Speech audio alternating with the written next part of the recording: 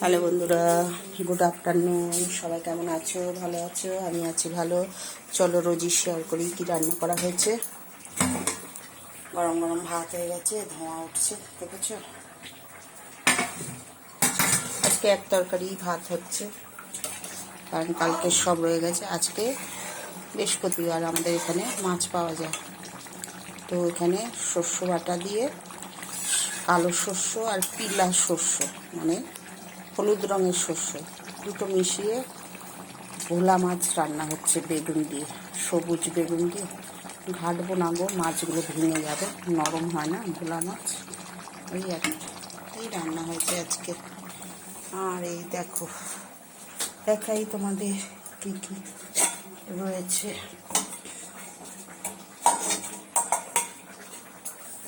এখানে কালকে ফুলকপি আলুর তরকারি করেছিলাম, অল্প আছে।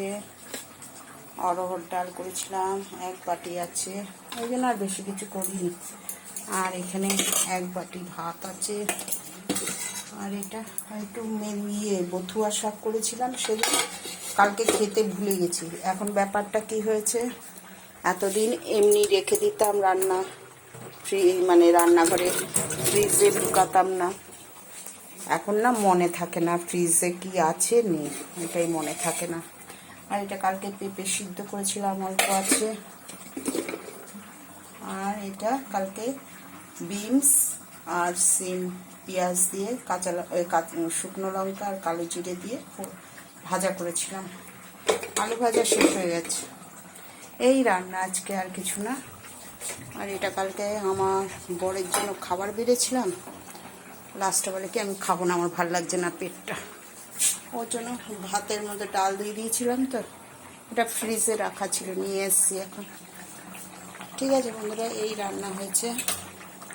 আমাদের মাছটা কী করে দেখাবো, মাছ ভিতরে ঢুকে গেছে। এই যে ভোলা মাছ, ভোলা মাছ এনেছে, বড় ভোলা। কলকাতায় যেমন এক বিঘা ভোলা মাছ পাওয়া যায় না, ওই রকম না। এইটাতে একটা মাছের মধ্যে 4 পিস করা হয়েছে, বড় ভোলা। আচ্ছা, আর একটা দেখি, গরম গরম ভাত হয়ে গেছে, ধোঁয়া উঠছে।